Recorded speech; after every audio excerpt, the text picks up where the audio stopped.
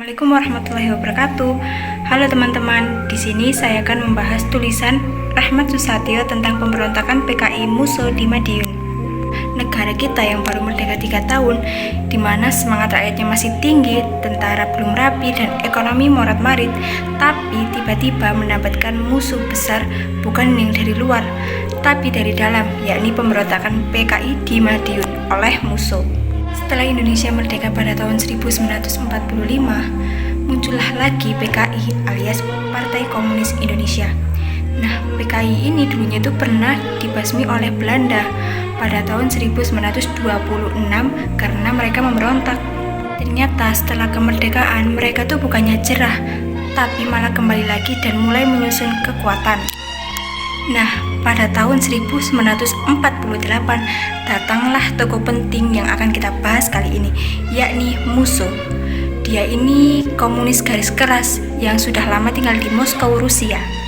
Pas pulang ke Indonesia, Musso ini bawa misi yang sangat besar teman-teman, yakni ingin menjadikan negara kita, Indonesia ini menjadi negara komunis ala Soviet.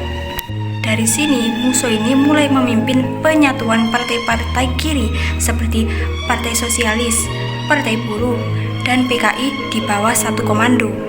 Lalu dibentuklah FDR, yakni Front Demokrasi Rakyat.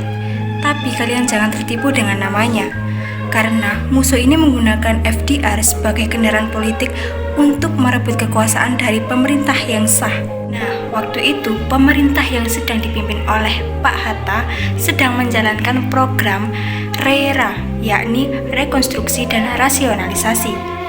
Kalian mungkin bertanya, apa sih tujuan dari RERA? Nah, RERA ini bertujuan untuk merapikan tentara, menghapus laskar-laskar liar, dan membuat militer jauh lebih profesional. Tapi yang jadi permasalahan, PKI dan FDR ini tidak setuju. Mereka melihat program ini tuh sebagai sebuah ancaman, karena banyak laskar dari mereka itu dibubarkan. Situasi pun jadi makin panas, di mana PKI mulai membuat kerusuhan di Solo dan sekitarnya, membuat provokasi, bahkan mereka ini masuk ke tentara dan pemerintahan. Dan puncaknya ada di tanggal 18 September 1948. Kita masuk ke tragedinya, di mana saat itu pagi-pagi buta di Madiun itu digeruduk oleh PKI. PKI ini melakukan kudeta dan menyerang beberapa kantor pemerintahan. Bahkan bendera merah putih itu diturunkan dan diganti oleh bendera merah, yakni bendera mereka dengan logo Palu dan Arit. Tidak hanya itu, mereka juga menangkap bupati dan membunuh beberapa pejabat atau pemerintah. Bahkan guru dan tokoh agama pun mereka anggap sebagai lawan dan mengeksekusi mereka tanpa ampun. Di sini Musso mulai memproklamasikan pemerintahan baru versi mereka, dan mereka pikir rakyat itu bakal ikut mereka, tapi justru malah sebaliknya. Rakyat takut, kaget, bahkan marah. Alih-alih ikut, mereka justru lapor ke tentara, menyebarkan informasi, bahkan mereka ada yang ikut menyerang. Di sini PKI salah besar karena mereka berpikir Indonesia ini siap menjadi negara komunis, tapi nyatanya Indonesia adalah negara yang cinta damai. Setelah tragedi ini, Presiden Soekarno langsung bertindak, dan beliau pidato lewat radio pada tanggal 19 September. Dan kalimatnya ini menjadi sejarah karena beliau berkata, "Pilih Republik atau Musso." Serentak rakyat menjawab Republik. Panglima Besar Jenderal Sudirman, meski beliau sedang sakit, beliau ini sedia untuk memimpin operasi militer.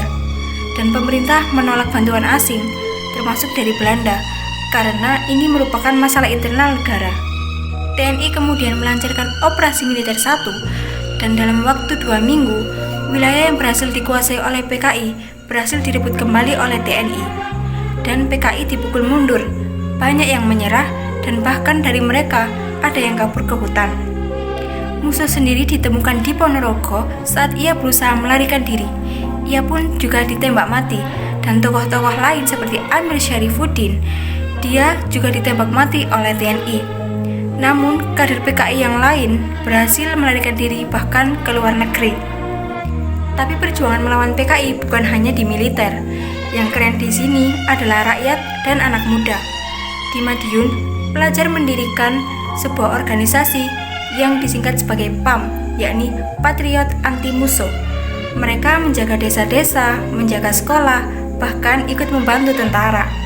Dan organisasi seperti Masyumi ikut mengerahkan kekuatannya untuk membendung pengaruh komunis di daerah.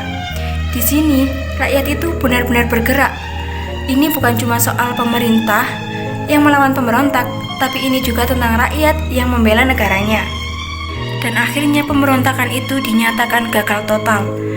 Namun bekasnya itu masih terasa, karena tokoh PKI banyak yang masih selamat dari Madiun. Dan kemudian mereka muncul lagi pada tahun 1965.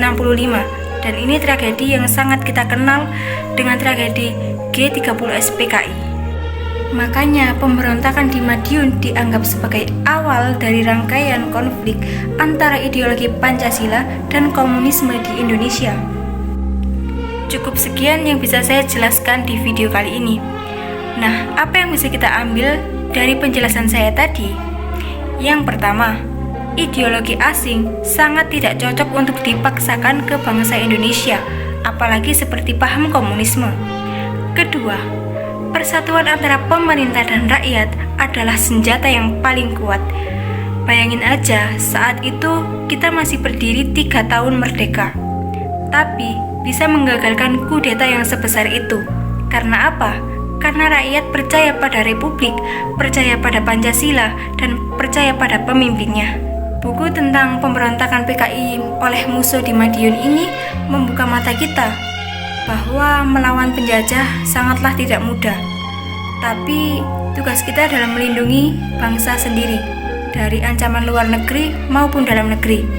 Dan jangan lupa, bangsa yang besar adalah bangsa yang tidak pernah melupakan sejarah.